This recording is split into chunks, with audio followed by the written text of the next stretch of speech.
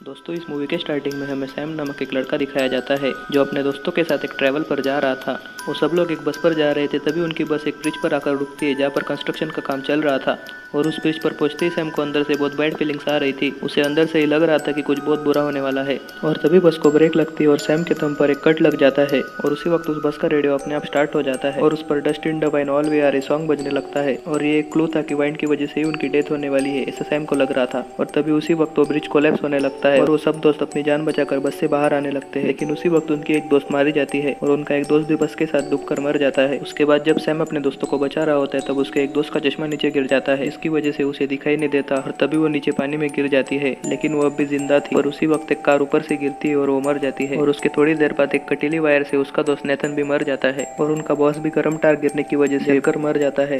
उसके बाद वो ब्रिज पूरी तरह से टूट जाता है। सैम और पीटर उस ब्रिज की रेलिंग पर चढ़कर अपनी जान बचा लेते हैं, लेकिन उसी वक्त ऊपर से एक ट्रक से बहुत सारे नुकीले आयरन रॉड्स पीटर के आर पार हो जाती है और वो भी मारा जाता है। लेकिन अब भी सैम और मॉली सेफ थे।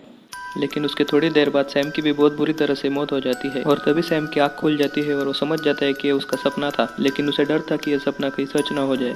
लेकिन उसी वक्त वो बस रुक जाती है और उसके हाथ पर वैसा ही कट लग जाता है। तभी उस बस का रेडियो भी ऑन हो जाता है और उस पर वही गाना बजता है जो सैम ने सपने में सुना था, यानी कि उसका सपना धीरे धीरे सच हो रहा था। और तभी सैम डर के सबको अलर्ट कर देता है, लेकिन वहाँ पर बैठा कोई भी उसकी बात नहीं मानता। इसलिए सैम अपनी बेस्ट फ्रेंड के साथ उस बस से नीचे उतर जाता है और उसके साथ उसके दोस्तों को भी एक एक करके नीचे उतरना ही पड़ता है। और उसी वक्त वो ब्रिज कोलैप्स होने लगता है, लेकिन वो सब सैम की वजह से बच जाते हैं।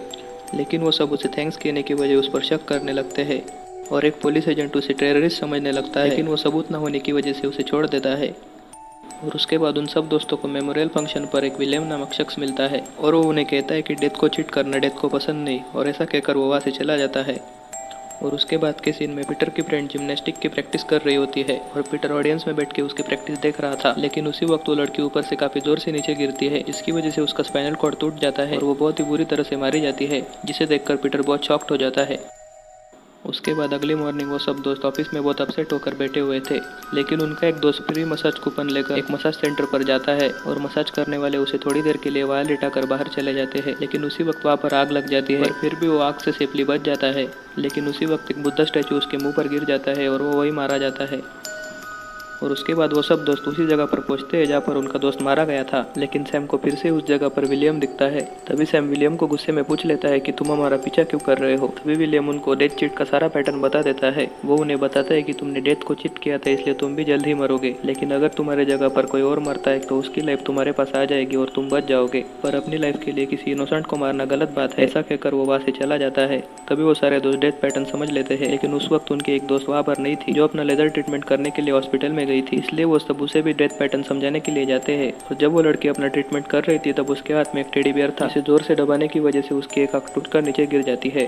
तभी डॉक्टर कुछ एसेसरीज लाने के लिए बाहर जाता है और उसी वक्त वहाँ पर शॉर्ट सर्किट हो जाता है, जिसकी वजह से उस लेदर मशीन की इंटेंसिटी बढ़ने लगती है और इंटेंसिटी बढ़ने के कारण उस लड़की की एक आंख जल जाती है।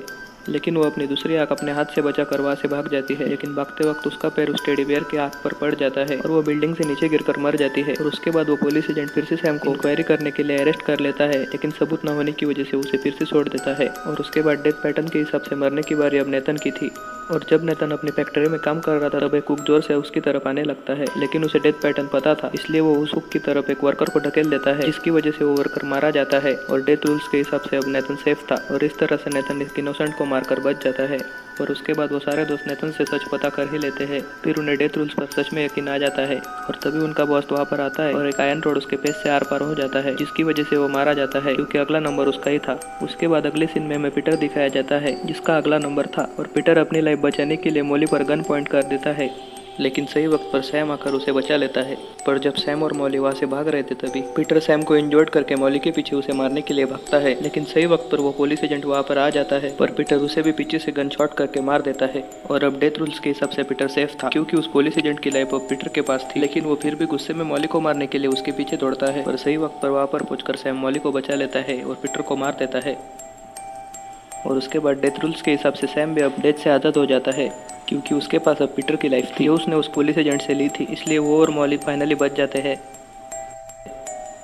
उसके थोड़े दिनों बाद वो दोनों प्लेन से पेरिस की तरफ जा रहे थे, लेकिन प्लेन के रेडियो में वही गाना बजता है जो सैम ने बस में सुना था। और उसी वक्त सैम के हाथ पर वैसा ही कट लगता है जैसे उसे बस में लगा था, लेकिन सैम कुछ कर पाता उससे पहले ही वो मारा जाता है क्योंकि प्लेन उसी वक्त ब्लास्ट हो जाता है। और उसके पास तो उस पुलिस एजेंट की लाइफ थी, फिर भी वो क्यों मारा गया? इसका आंसर ये है कि उस पुलिस एजेंट की लाइफ भी उसी दिन तक थी।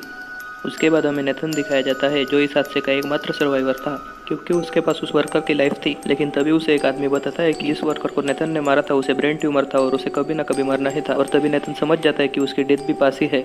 और उसी वक्त वहाँ पर एक प्लेन क्रैश हो जाता है और नेथन भी वहीं पर मारा जाता है। और इसी के साथ ही मूवी एंड हो जाती है। Thanks for watching.